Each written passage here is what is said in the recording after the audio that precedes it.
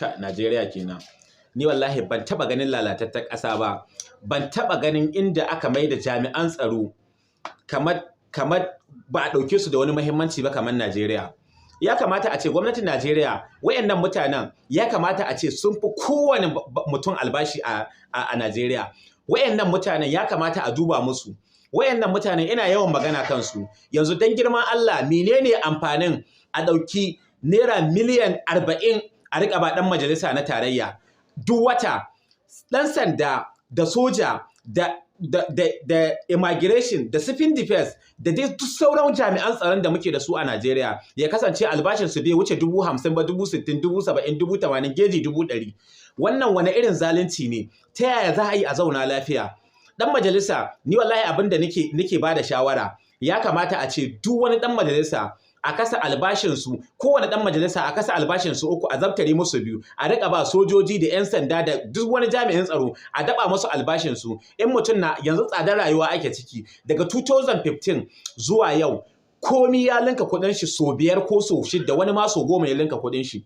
Kamar me za mu ɗauka? Yanzu idan kuka ɗauki fetur, so nawa ya linka kuɗin shi? Idan kuka ɗauki masara, so nawa ta linka kuɗinta? Masara ta linka kuɗinta kusan so 10 wani abu.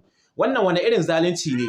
Wannan ma'aikacin kuma daga 2015 zuwa yau ba a ƙara mashi naira 10,000 ba ko 15,000, a hakan yake an sa albashin shi.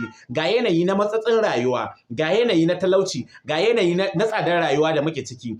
Ma'aikaci a tura shi jihar da sai ya kashe naira 20,000 ko 30,000 ya je wannan jihar, kuma albashin shi bai wuce naira 50,000 ba. In an tura shi farkon wata, shi yasa za ku ga ma'aikatan mu bashi ya yi musu yawa. Malaman makarantar mu suna cikin bala'i, suna cikin yanayi. Gwamnatin Najeriya ta ki duba su, sai kwashe kuɗi ake ana ba wayannan barayi ne. Domin ɗan siyasa wallahi idan ya samu dama kuɗin da zai sata ya fi ka tura kyarkeci cikin daji, cikin garken dabbobi. Wallahi ɓannar da wani ɗan siyasa zai yi ta yi ɓannar da wannan kyarkecin zai a cikin garken dabbobi. Saboda haka muna kira ga mai girma shugaban ƙasa, dan girman Allah akwai mutane wayanda barayi ne, wayanda an kama su da sata kuɗin gwamnatin Najeriya. Musamman akwai su wayanda ba su na kama suna ba. Dan girman Allah wayannan kuɗaɗen idan an so su a inganta rayuwar wayannan mutanen, malaman makaranta da jami'an tsaro da duk wani ma'aikaci da ke ƙarƙashin federal government ko mai gadi ne kai ko ƙarƙashin jiha yake, a tallafa ma rayuwar shi, a taimaki rayuwar shi dan girman Allah ya fita daga cikin wannan ƙangin rayuwar. Domin wannan wallahi yana ɗaya daga cikin abin da ke haddasa mana bala'i a Najeriya.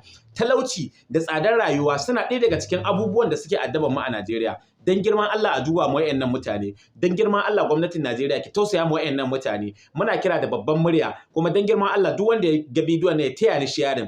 Dan girman Allah a tausaya mu wayannan mutane, a kula da rayuwarsu, a taimaka musu. Dan Allah muna ƙara kira, kuma Allah madaukakin sarki duk wanda ke da hannu cikin tauye ma ma'aikata albashinsu, ya Allah kai mana maganin shi. Wanda kuma ke da zuciyar taimaka ma jami'an tsaro ko kuma wasu ma'aikata, musamman manyan ma'aikata, musamman malamin makaranta duk yadda ka zan a Najeriya ƙarƙashin shi ka fito, shi ya koyar da kai duk wata badakala da za ka yi. Malamin makaranta ya koyar da kai da yadda za ka inganta rayuwarka, da yadda za ka taimaki wasu. Amma ba wanda ke da ƙasa ga idanu kamar malamin makaranta da jami'in tsaro. Dan girman Allah a taimaka ma wayannan bayan Allah. Muna godiya sosai. Allah madaukakin sarki ya saka da alkhairi. Duk wanda ya mana sharing din wannan bidiyon, Allah ya saka mishi da gidan aljanna.